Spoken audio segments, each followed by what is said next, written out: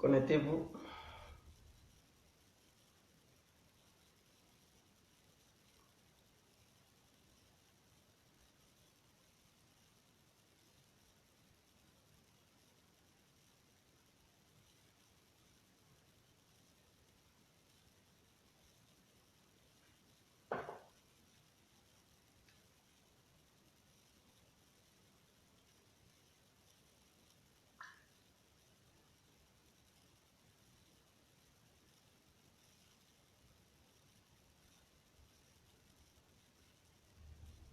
Accordez-moi juste 2 minutes. Je vais faire un petit truc là.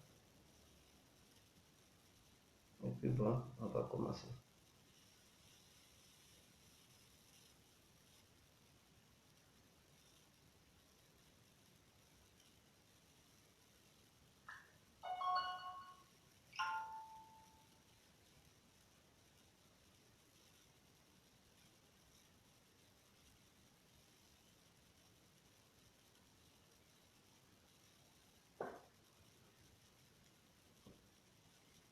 Deux minutes, s'il vous plaît.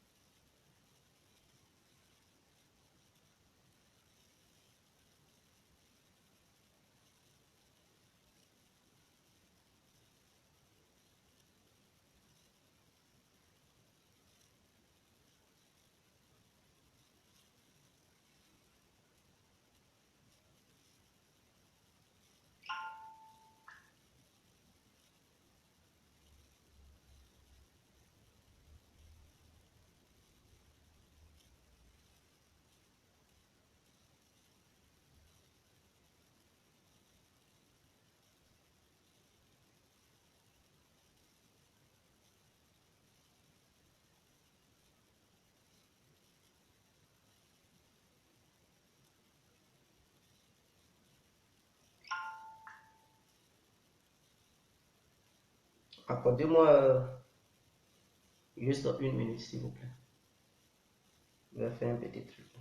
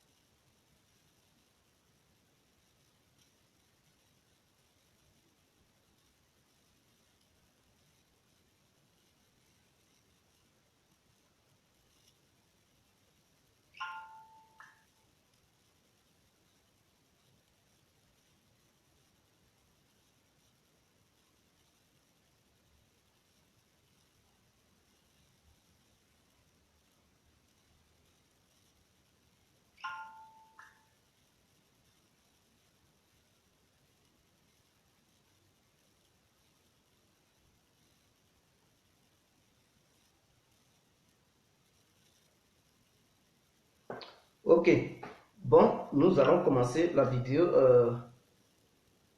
Je faisais un petit truc. Maintenant que j'ai fini, nous allons commencer la vidéo. Bonsoir, bonsoir à tout le monde. Pour ceux qui ne me connaissent pas, je me nomme Guerre Complet. Auparavant, on m'appelait Devant la vie.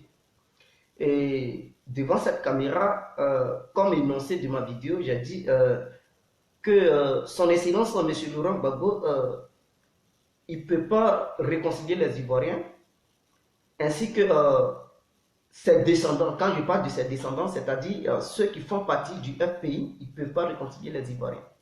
Son Excellence, M. Alassane Ouattara, il ne peut pas réconcilier les Ivoiriens, ainsi que ses descendants, ils ne peuvent pas réconcilier les Ivoiriens, c'est-à-dire ceux qui font partie du RDR, ils ne peuvent pas réconcilier les Ivoiriens. Son Excellence, M. Henri Konan Bédié, ne peut pas réconcilier les Ivoiriens, ainsi que ses descendants ne peuvent pas aussi réconcilier les Ivoiriens. Pourquoi je le dis? Je le dis parce que eux tous, ils ont été des antagonistes, c'est-à-dire ils ont pris part à la crise de la Côte d'Ivoire, c'est-à-dire depuis 1999 jusqu'à aujourd'hui, ils ont été impliqués. C'est-à-dire leurs partisans, plus les leaders, ils ont été impliqués dans cette crise que nous avons endurée pendant longtemps. Et donc, tu ne peux pas être un acteur en même temps l'arbitre. C'est-à-dire, toi, tu te bagarres ton ami et tu veux te mettre à la place du chef du village pour juger encore l'affaire. Non, c'est déjà un gros échec. Et j'ai mentionné que pourquoi la CDVR conduite autant par M. Charles Konan Bali a fait un échec dans sa mission de réconciliation. C'est parce que M. Charles Konan Bali était un antagoniste, c'est-à-dire il avait déjà pris part à la crise post-électorale. Et en même temps, il veut se jouer les pompiers, c'est-à-dire en même temps, il veut devenir le juge. En même temps, il veut devenir l'arbitre. Mais vous voyez que c'était déjà un échec. Voilà. Donc, il ne pouvait pas réussir son coup. Il ne pouvait pas rapprocher les Ivoiriens. Et c'est ce qui a conduit l'échec de la CDVR. Alors, si eux tous que j'ai cités, s'ils ne peuvent pas réconcilier les Ivoiriens, même Stéphane Kipré, il ne peut pas réconcilier les Ivoiriens, parce qu'il était aussi impliqué dans cette affaire. Anaki Komena, pareil. Comment il s'appelle aussi Mabri Touakeus. Tous ceux que vous pouvez connaître, ils ont été impliqués dans la crise. Ils ne peuvent pas réconcilier les Ivoiriens. Parce que dès lors qu'un il se met en face pour se jouer les réconciliateurs, les autres, ils le voient en tant que traite. Ils disent, oh yes, il était dans l'autre parti politique, et voilà, il a fait coalition avec l'autre parti politique, c'est eux, c'est leurs partisans, ou bien c'est eux là qui ont fait qu'on s'est affrontés entre nous. Donc nous, on ne peut pas écouter ce qu'ils nous disent. Voilà, ils ne peuvent pas faire une coalition, les autres, c'est-à-dire les membres du LMP. LMP, c'est plusieurs partis politiques. Donc tous ceux qui étaient des leaders au sein du LMP, et le seul leader principal était son excellent M. Laurent Gbagbo, et les autres leaders, ils étaient là-bas. Mais eux tous, ils ne peuvent pas apporter la réconciliation. Ceux qui sont des leaders au sein du RIDP, ainsi que l'unique leader qui était son excellence à M. Alassane Ouattara, plus les petits leaders qui étaient là-dedans, ils ne peuvent pas réconcilier les Ivoiriens. Donc, combien de temps cela va durer? C'est ce que je demande aux Ivoiriens. C'est-à-dire, nous avons connu la crise en 1999. Et comme ils étaient tous impliqués là-dedans, ils n'ont pas pu calmer le jeu jusqu'à ce que ça s'est aggravé en 2010. Alors, pendant combien de temps ça va encore durer? Pendant combien de temps les Ivoiriens doivent ouvrir leurs yeux? Pendant combien de temps les Ivoiriens doivent prendre la responsabilité pour réconcilier les Ivoiriens, c'est-à-dire le peuple ivoirien? Parce que ce que vous voyez en disant que non, on se parle déjà entre nous, oui, ça on appelle ça une réconciliation précaire, c'est-à-dire qui n'a pas de fondement, qui n'a pas de truc de racine principale. Voilà, c'est une réconciliation qui est là, mais chacun est sur ses nerfs. Et donc, un peu moins d'erreur, et puis tout ça s'explose, boum, comme une bombe atomique. Et pour empêcher cette explosion qui va tuer encore des Ivoiriens, il faut maintenant chercher une stratégie. Qui va devenir réellement le chef du village de la Côte d'Ivoire? C'est-à-dire, quand je parle du chef du village, quelqu'un qui n'est pas impliqué dans la crise post-électorale, qui n'a jamais pris part à des actions politiques en Côte d'Ivoire, qui n'a pas le sang des Ivoiriens dans ses mains et qui n'est pas connu dans un parti politique, qui ne fait pas partie d'un parti politique ivoirien.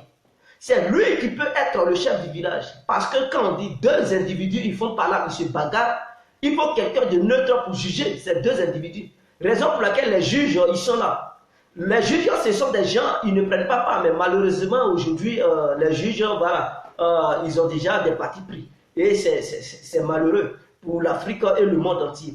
Mais normalement, qui va être réellement le juge de la Côte d'Ivoire? Qui va être réellement le chef du village? Quand je dis juge, ce n'est pas pour venir juger les gens. Non.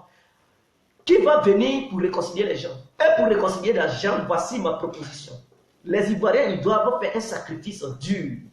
Et ce sacrifice, c'est de faire quoi? Le sacrifice est d'attraper nos cœurs et de laisser nos idoles, nos seigneurs, c'est-à-dire, quand je dis nos idoles et nos seigneurs, ce sont nos leaders politiques. Parce qu'en Côte d'Ivoire, on les adore comme des dieux, on les vénère. On doit attraper ce cœur pour faire des sacrifices, pour dire, on doit mettre quelqu'un qui est neutre. C'est-à-dire qui n'est pas du FPI, LMP, qui n'est pas du RHDP. Voilà, on le met. On le met et on ne le connaît pas pour des actions politiques qui ont conduit le peuple ivoirien dans ce que nous avons connu en Côte d'Ivoire, qui va venir là. Et il est neutre. Lui, il n'aura pas de député à l'Assemblée nationale. Donc c'est là on va voir qui est populaire en Côte d'Ivoire. C'est-à-dire si cet élément qui est neutre, qui est un leader neutre, qui ne fait pas partie du FPI et du RHDP, qui va venir gouverner les Ivoiriens, lui, il ne peut pas avoir une pression sur le peuple. Ou bien il ne peut pas avoir une pression sur les différents partis politiques pour dire tel député, il doit être voté par la force, non.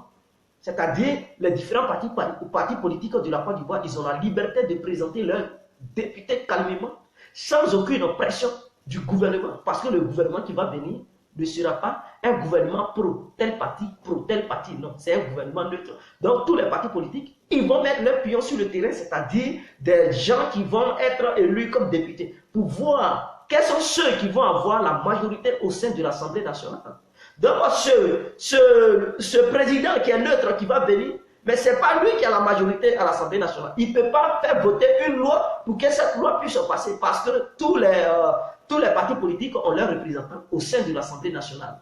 Et donc, ces députés, s'ils n'approuvent pas cette loi, mais ce leader, c'est-à-dire ce président, il ne peut pas leur demander de valider la loi par la force, non. Parce que ce ne sont pas ses députés. Il n'a pas un parti politique. Donc, le terrain est libre.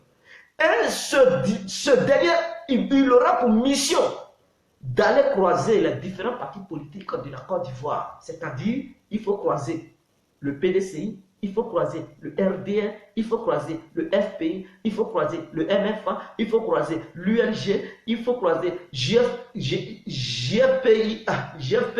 pour centre africain, il faut croiser les autres UDPCI et tout ça, tout ce qui est parti politique, pour leur faire comprendre, parce que lui il est neutre, il ne fait pas partie d'un parti politique, donc il va rapprocher tous les leaders des différents partis politiques. Une fois les différents leaders des différents partis politiques, ils auront une entente. Alors, les partisans, ce n'est pas un problème, parce que les partisans, eux, ils écoutent les leaders politiques.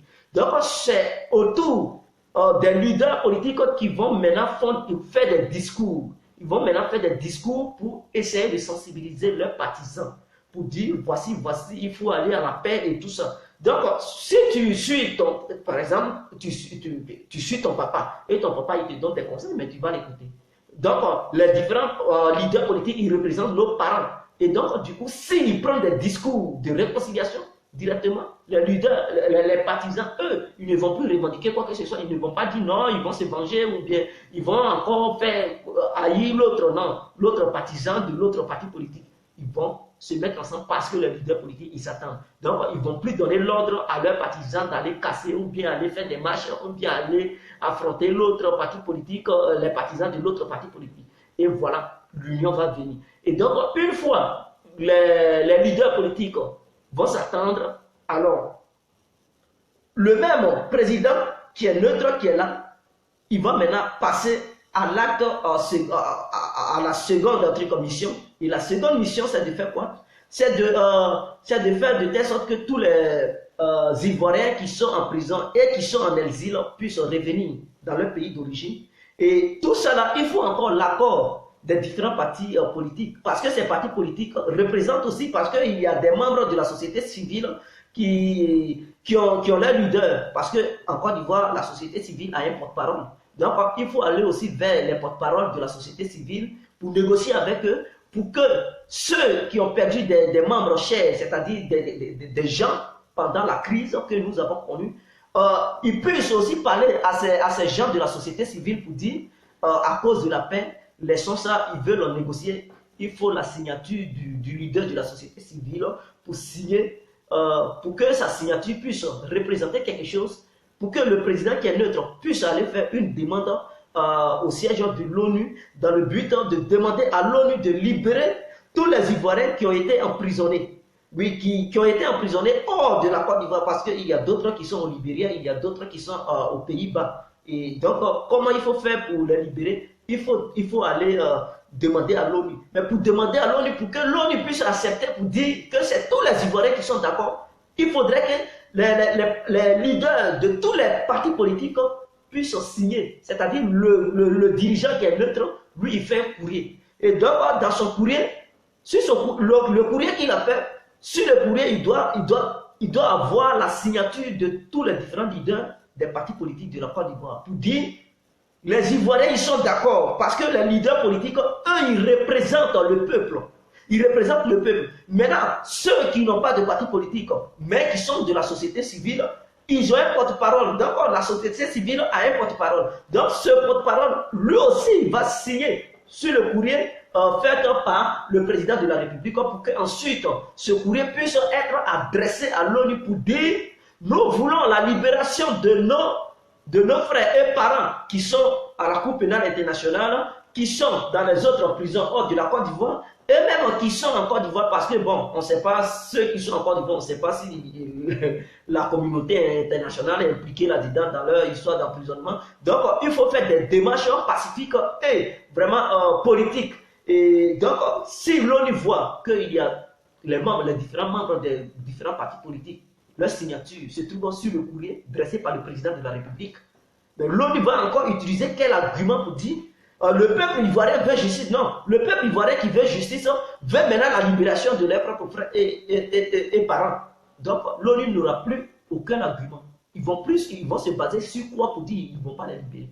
Automatiquement, ils vont les libérer au nom de la paix parce que tout le monde est d'accord. Puisqu'on ne peut pas passer de porte à porte pour dire chaque citoyen ivoirien n'a qu'à signer au nom de la paix. Et donc, les citoyens ivoiriens, ils ont leurs représentants qui sont les leaders politiques et des porte-paroles de la société civile. Donc, c'est ceux-là qui vont signer sur le courrier du président qui va adresser ensuite le courrier à l'ONU pour que l'ONU puisse certifier pour dire bon, les Ivoiriens ils sont d'accord, libérons les prisonniers politiques qui sont à l'arrière. Et ça, c'est une chance pour tous les Ivoiriens qui veulent la paix pour 2020. Je ne dis pas loin, 2020, si vous voulez réellement que la paix revienne en Côte d'Ivoire, une vraie paix, alors mais à vous de faire un choix, de choisir un leader politique neutre. Parce que j'aimerais interpeller aux Ivoiriens et Ivoiriennes. Si le PDCI est au pouvoir, il n'aura pas de paix. C'est-à-dire qu'il y aura une opposition qui va conduire les Ivoiriens en guerre. Si le FPI est au pouvoir, il aura toujours une opposition qui va conduire le pays en guerre. Si le RD est au pouvoir, il aura toujours une opposition qui va conduire le pays en guerre. C'est-à-dire qu'ils ne vont même pas s'attendre. L'autre va vouloir prendre le pouvoir, mais si eux tous ils sont écartés et qu'il y a un neutre au pouvoir, il n'y aura plus de jalousie. Et ce neutre, il s'attend avec eux tous. Il fait un gouvernement d'union. C'est-à-dire, il prend les membres du PDCI, les membres du FPI, les membres du RDR, les membres des différents partis politiques de la Côte d'Ivoire, les différents partis politiques de la Côte d'Ivoire, ils doivent donner quelqu'un pour former ce gouvernement. Vous comprenez? Même les jeunes de la société civile aussi doivent se retrouver au sein de ce gouvernement. Parce que ça ne sera pas un gouvernement des gens qui ont mené toujours les actions politiques. Donc, il faudrait que les jeunes soient aussi dans ce gouvernement pour le bien-être du peuple ivoirien. Donc, si eux tous ils sont là-bas, qui va encore faire guerre? Qui va encore s'opposer? Non. Puisque eux tous, ils ont leurs pions dans le gouvernement, ils s'entendent très bien. Et le leader qui est là, il s'attend à être tous les différents partis politiques. S'il y a un problème, il s'en va. Voilà, il s'en va causer, attaquer des intellectuels et politiquement, il cause pour trouver une solution pour éviter encore une crise en Côte d'Ivoire. Et donc, voilà comment les gens ils peuvent procéder en Côte d'Ivoire. Mais si nous voulons, non, c'est mon leader qui va prendre le pouvoir. Mais il faut savoir que quand ton leader va prendre le pouvoir, l'autre leader de l'autre parti politique, il va s'opposer à ton leader de ton parti politique qui est devenu le président. Et ça va encore créer une guerre. Même, pourquoi pas des coups d'État, même pourquoi pas encore des rébellions. Vous devez le savoir. Donc, pour éviter ça, il faut d'abord réconcilier les leaders politiques. Ensuite, réconcilier les différents partisans et la société civile. Une fois réconciliés en 2025, le terrain libre. Ce n'est plus une question de FPI à organiser l'élection, une question de PDCI à organiser l'élection, une question de RDA à organiser les élections. Donc, ils vont tricher dans les urnes. Non, non, non. Personne ne va encore tricher dans les urnes.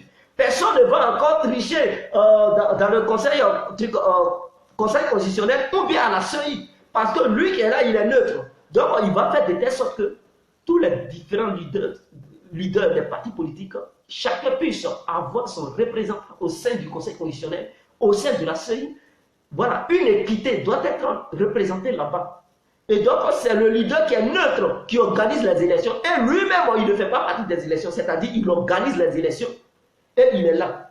Donc, si le plus fort, il gagne, c'est-à-dire ceux qui ont la majorité en Côte d'Ivoire, s'ils arrivent à gagner, mais on proclame les résultats tels qu'ils sont, tels qu'il est plutôt. Oui, oui, oui. Les résultats, on les proclame tels qu'ils sont. On ne peut pas proclamer les résultats en faveur de l'autre ou bien en faveur de l'autre. Voilà comment on pourra organiser une très bonne élection. Voilà comment la Côte d'Ivoire pourra connaître la paix. Parce que si on t'a battu dans les urnes pacifiquement, je ne vois pas une cause qui peut encore te pousser à faire une révolution. Non, parce que lui qui a organisé les élections, il n'est pas pro-temps, il n'est pas pro-temps, il est neutre. D'ailleurs, il a travaillé avec vous tous et dans les différentes organisations, c'est-à-dire les secteurs clés, vous tous, les membres de tous les partis politiques sont représentés là-bas. Même la société civile est représentée là-bas. Donc, personne ne peut voler qui que ce soit.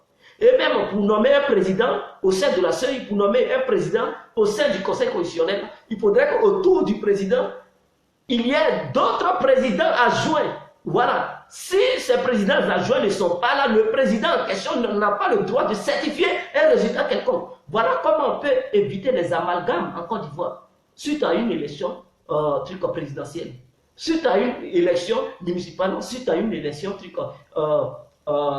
législative. Voilà comment on peut éviter une crise en Côte d'Ivoire. Donc, si tous les représentants ils sont là, et puis les résultats sont proclamés, chacun y reconnaît sa défaite. Je ne vois pas qui va encore prendre les armes pour s'opposer, pour faire guerre. Parce que ça a été proclamé de manière pacifique et à la chaîne nationale. Parce que lui qui est là, qui dirigeait le pays, avant que les élections n'aient lieu, lui n'a pas de parti pris. Donc, il n'a même pas un député à l'Assemblée nationale. Donc, il n'a aucune influence sur cette élection. Donc, chaque parti politique pourra mieux s'exprimer, pourra mieux faire son choix. Voilà ce que je dis aux Ivoiriens. Et donc, histoire de dire, non, ça c'est mon leader, mais on ne doit pas ignorer certaines choses parce que de la manière dont tu te bats, si tu t'es battu, juste quand je dis battu, je n'ai pas dit prendre les armes, voilà, battu ça veut dire si tu as lutté, tu as pris le courage, voilà, pour venir au pouvoir, sans qu'il y ait une vraie réconciliation, il faut savoir que l'opposition aussi va s'opposer violemment à toi. Et ça va encore devenir, pourquoi pas, des crises, coups d'État, rébellion et tout. Et ton pouvoir, tu ne peux pas encore bien gérer ça. Voilà, donc pour éviter ça, il faut bien organiser les choses terre à terre, pour que chaque Ivoirien puisse aimer son ami Ivoirien. Maintenant, une fois tout ça, si les réfugiés politiques, ils repartent en Côte d'Ivoire, si les prisonniers politiques, ils sont libérés, les patriotes et tout ça, il faut maintenant aller vers ceux qui ont perdu les gens pendant la crise. Parce que quand on crie justice, oui, la justice c'est bien. Mais à un moment donné, pour la paix, il faut aussi essayer de laisser la justice. Parce qu'au moins, du coup, où on dit justice doit être faite, justice doit être faite. Mais si on veut poursuivre la logique de la justice, ben je pense que la majorité des Ivoiriens sera arrêtée. Parce que dans tous les cas, il y a eu des gens qui ont commis des exactions. Et donc, du coup, à cause de la réconciliation, il faut arrêter l'histoire de justice. Il ne faut pas dire justice n'a qu'à aller jusqu'au bout. Parce que si toi, ton frère a commis des exactions, mon frère a commis des exactions, pendant qu'on parle de réconciliation, j'arrête ton frère, et moi, mon frère, je ne l'arrête pas. Ou bien le président neutre qui est là, il arrête ton frère, il arrête mon frère. Mon frère, tu penses que tu vas le laisser, mais tout de suite, nous tous, on va se retourner contre lui. On va se battre contre lui. On va le combattre parce qu'on va dire qu'il est venu pour faire la justice aux gens, pour arrêter les gens, pour les mettre en prison. Et du coup, je ne vais pas accepter parce que tu viens d'arrêter l'un de mes proches. Et tout ce que tu vas me dire comme parole pour dire allons à la réconciliation, je ne vais plus t'écouter. Parce que je vais te dire, pour aller à la réconciliation, il faut libérer mon leader ou bien libérer mon frère. Parce que tu as mis mon frère en prison, tu viens de l'arrêter, tu n'es pas de réconciliation. La mentalité africaine est ainsi. Et donc, du coup, il faut arrêter la justice. Tous ceux qui ont commis des exactions, gracions-les. Ceux qui ont été emprisonnés, libérons-les. Ceux qui sont sortis du pays, ramenons-les. Et maintenant, les familles des différentes victimes, il faut aller vers ces familles, les enregistrer, quelque part, les recenser, pour essayer d'essuyer leurs larmes. Ce n'est pas un achat, on ne les achète pas. On n'achète pas ceux qui sont morts.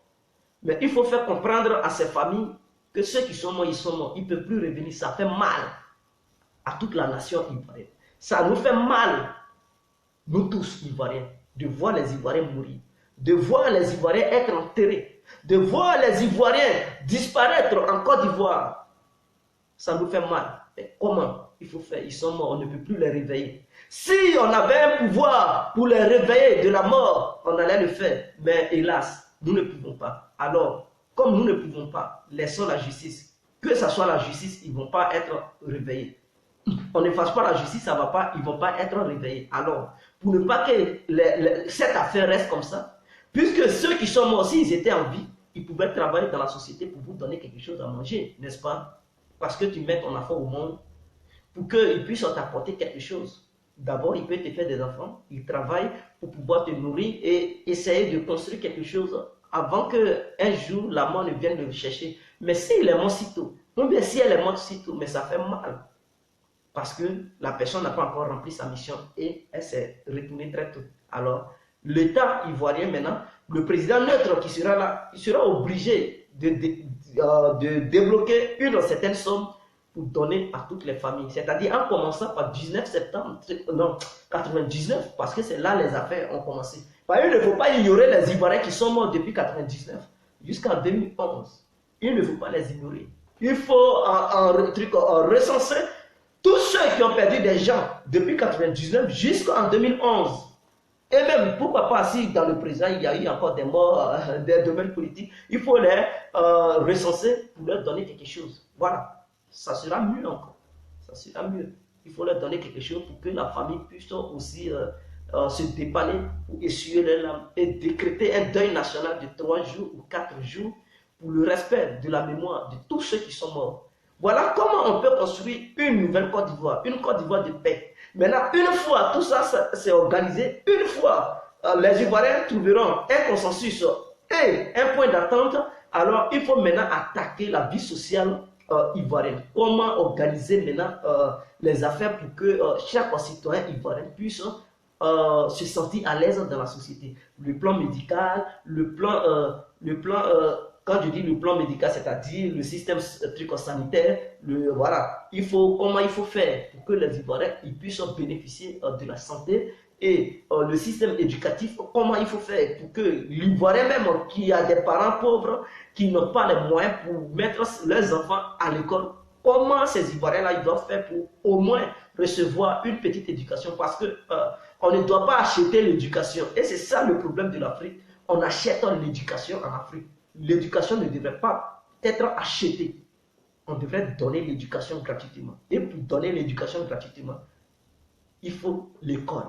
C'est l'école qui peut donner l'éducation. De la manière les Européens ils donnent l'éducation gratuitement aux Européens, aux citoyens européens. Nous, en Côte d'Ivoire, on devrait essayer de mettre ce système en place. Mais peut-être dans une vidéo, je développerai le système social que la Côte d'Ivoire peut mettre en place pour pouvoir aider les Ivoiriens. C'est-à-dire, je vais attaquer le système sanitaire. Je vais me baser sur ça pour bien développer ça. Faire une vidéo spéciale dans le domaine du système sanitaire.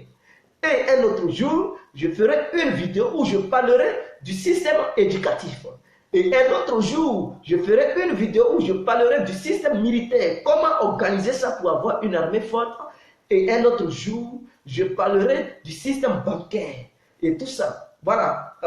Et un autre jour, je parlerai du système social de façon générale. Et je parlerai de tout ça pour conscientiser le peuple ivoirien parce que c'est très important pour la Côte d'Ivoire. Nous ne devons plus rester là en train de faire des querelles entre nous. On doit prendre de la hauteur. Et demain, on fera une vidéo pour parler du droit du citoyen ivoirien et son devoir. Pourquoi il faut être enrôlé, pourquoi il faut participer aux différentes élections qui concernent ton pays, les décisions clés de ton pays, pourquoi il faut être présent, parce que tu es important, tu es un citoyen ivoirien, tu es une citoyenne ivoirienne, et donc tu dois prendre aussi n'importe quelle décision qui s'intéresse à ton pays, où on te demande aussi ta voix, tu dois t'exprimer, tu ne dois pas dire non, je m'en fous, parce que quand tu fuis les acteurs politiques, eux, ils ne te fuient pas, ils te rattrapent. Donc, c'était de la part de Guy, j'ai compris, je vous aime, vive la Côte d'Ivoire, vive l'Afrique entière, en ensemble.